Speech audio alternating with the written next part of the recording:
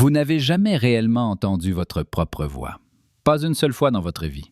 La science l'a déjà prouvé.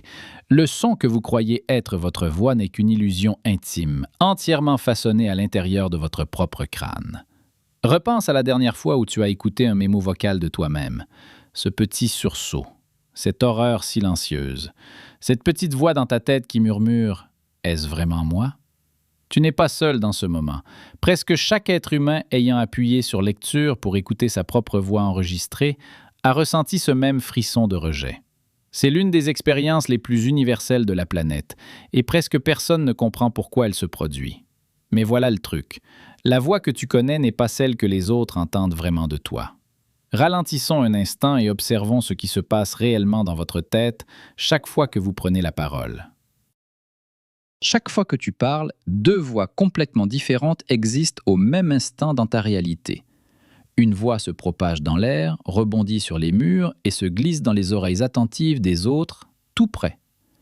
Voilà la voix extérieure, la voix que les inconnus connaissent, la voix que ta mère a entendue le jour où elle t'a donné ton prénom, la voix avec laquelle votre partenaire s'endort chaque soir. Puis il y a une seconde voix, une voix secrète, une voix que vous seul pouvez entendre. Elle résonne à l'intérieur des os de votre crâne et de votre tête. Elle joue là-dedans depuis le tout premier jour où tu as appris à pleurer. Les scientifiques appellent la collision entre ces deux voix un puissant phénomène psychologique connu sous le nom d'effet de confrontation vocale. Quand tu entends un enregistrement de toi-même, la voix intérieure disparaît soudainement et il ne reste plus que celle de l'extérieur. Votre cerveau panique. Il ne reconnaît pas la voix. Il rejette le son presque instantanément et viscéralement. Il rejette le son comme il rejetterait un inconnu lisant à voix basse votre journal intime. Votre sentiment d'identité personnelle est discrètement, invisiblement lié au son de votre propre voix familière. Alors quand ce son change, ne serait-ce que légèrement, quelque chose au fond de toi vacille et te semble soudain anormal. Il existe en vous un second chemin sonore que vous n'avez jamais, pas même une seule fois, remarqué auparavant. Si tu veux savoir ce que c'est, abonne-toi pour découvrir d'autres révélations fascinantes comme celle-ci. Pour comprendre ce que fait votre cerveau, il faut savoir comment fonctionne réellement l'audition. Le son n'est qu'une vibration. Quand quelqu'un parle à l'autre bout de la pièce, ses cordes vocales propulsent des ondes sonores dans votre conduit auditif et votre tympan, dans un minuscule organe en spirale appelé la cochlée.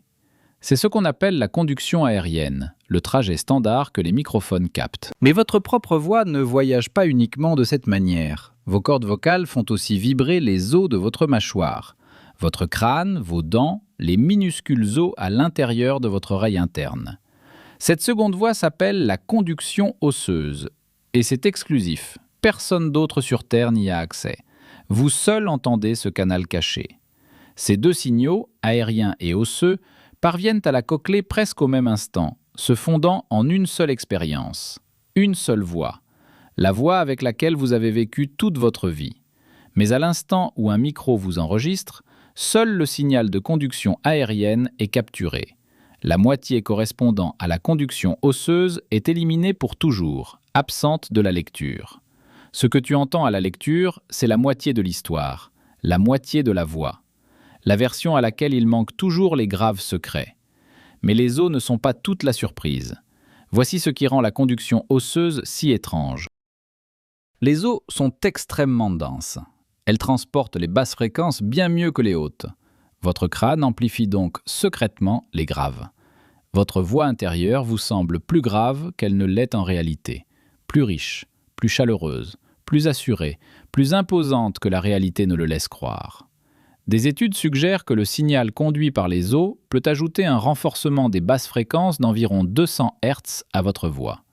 200 Hz, c'est la différence entre une voix fluette et une voix pleine, entre un enfant et un leader. Voilà pourquoi presque tout le monde, en écoutant un enregistrement, dit la même phrase. « Ma voix est fluette et nasillarde. Ce n'est pas comme ça que les autres t'entendent. C'est ta voix sans les graves qui résonnent à l'intérieur de ton crâne. Votre cerveau a ajouté un filtre à chaque mot que vous avez prononcé, et vous ne l'avez jamais su. Pourquoi l'évolution aurait-elle conçu un système aussi étrange ? Les scientifiques pensent qu'une autosurveillance constante était absolument cruciale pour la survie de nos ancêtres.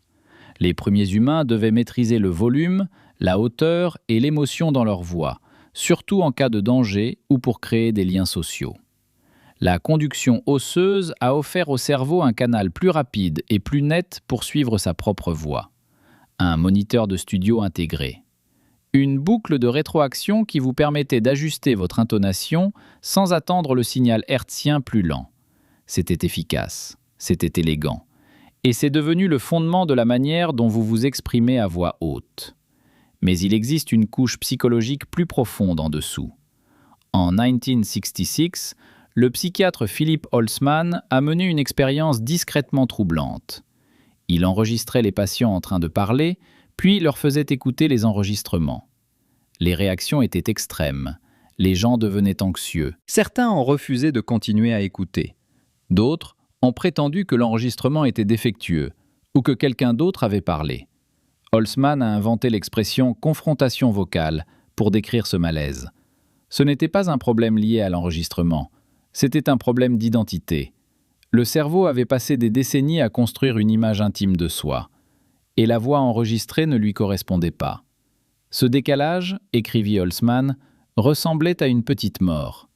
Contrairement à ce que l'on croit, ce n'est pas une question d'acoustique, c'est l'écart entre qui vous pensez être et ce que les autres entendent. Votre voix intérieure porte votre sens de vous-même, la confiance, l'autorité, la chaleur.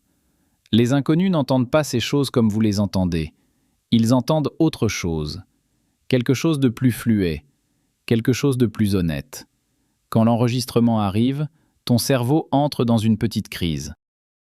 La carte de toi ne correspond pas au territoire de toi. Maintenant, imagine ce que ton cerveau cache volontairement.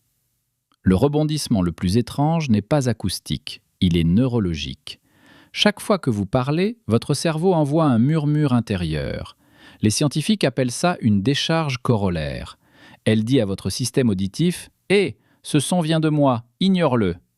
Votre cerveau atténue littéralement sa réponse à votre propre voix. Il prédit ce que vous allez dire et le soustrait de votre audition. Il fait cela pour que ta voix ne couvre pas le monde, pour que tu puisses entendre le danger par-dessus tes propres pas. Il fait cela pour vous garder en phase avec la réalité. Mais voici le rebondissement. Ce même circuit explique quelque chose de bien plus étrange. Tu sais qu'on ne peut pas se chatouiller soi-même ? C'est le même circuit. Ton cerveau anticipe tes doigts et annule la surprise. Le même mécanisme prédit le son de votre propre voix et l'atténue. Les signaux générés par soi-même sont toujours adoucis. Donc même votre voix intérieure, celle au grave transmis par les os, est déjà censurée par rapport à ce qui se passe réellement dans votre gorge. Tu ne t'es jamais entendu à l'état brut, pas même de près. La version que tu connais n'est déjà qu'un brouillon filtré de toi-même. Lorsque ce circuit de prédiction se dérègle, des phénomènes étranges se produisent. Dans la schizophrénie, les scientifiques pensent que la décharge corollaire échoue complètement. Le cerveau cesse d'identifier la voix intérieure comme étant la sienne. Vous entendez vos propres pensées comme si un étranger les prononçait. Une hallucination auditive, c'est en partie votre propre voix que votre cerveau a oublié de reconnaître comme la vôtre.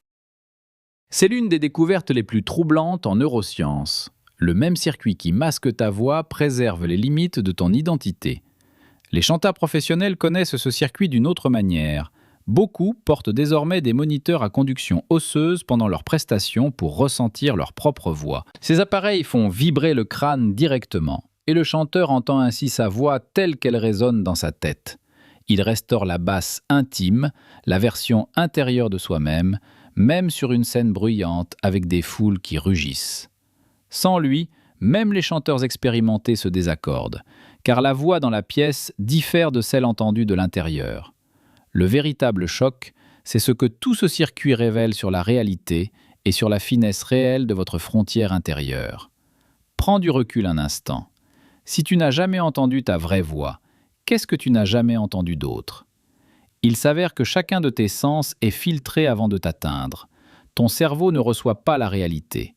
Elle construit la réalité, image par image, à partir de suppositions, de raccourcis et de vieux souvenirs, modifiant discrètement chaque canal avant même que vous ne le remarquiez.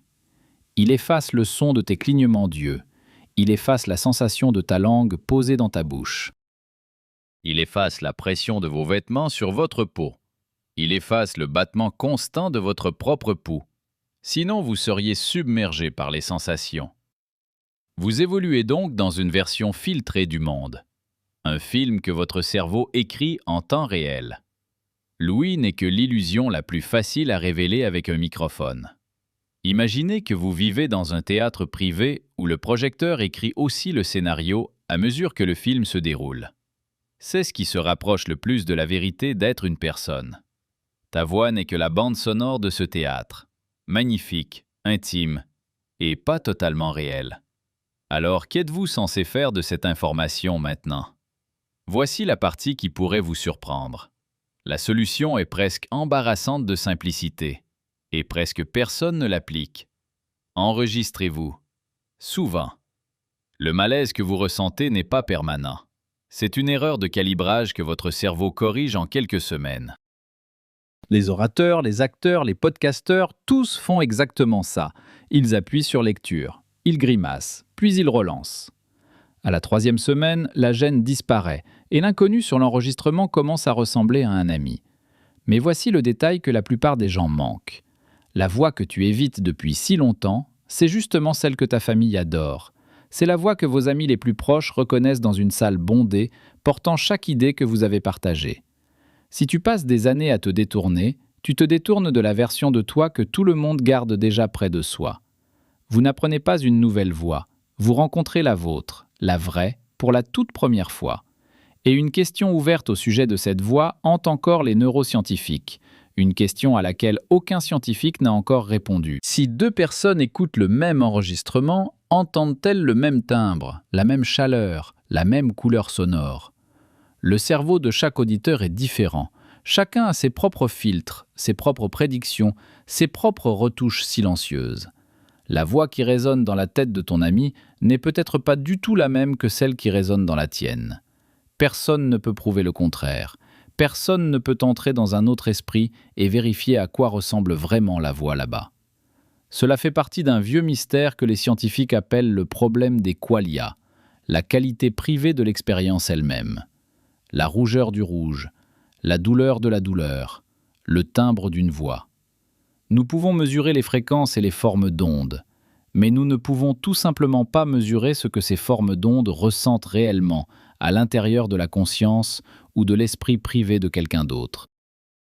Votre voix sonne d'une certaine façon avec votre mère, autrement avec votre meilleur ami et encore différemment avec un inconnu dans un café. Chacun d'eux entend une version de toi que toi-même tu ne pourras jamais découvrir ni entendre.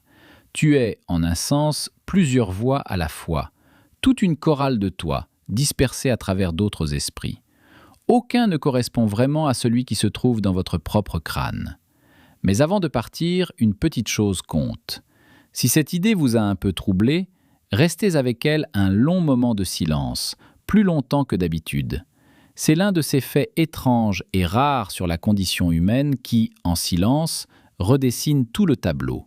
La voix, le soi, l'essence, la machinerie silencieuse qui bourdonne sous chaque instant de votre vie quotidienne.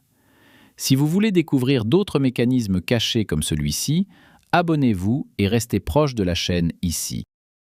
Dis-moi en commentaire ce que tu as réellement ressenti la première fois que tu as entendu un enregistrement de ta propre voix. Avez-vous ri? Avez-vous grimacé? Avez-vous catégoriquement refusé de croire que cette voix était vraiment la vôtre? Et si tu veux aller plus loin, regarde la prochaine vidéo où l'on décortique une illusion encore plus étrange. La raison étrange pour laquelle vous ne pouvez pas vous chatouiller vous-même et ce que cet échec silencieux révèle entièrement sur la conscience elle-même. Continuez à observer attentivement la prochaine illusion cachée qui attend silencieusement sous votre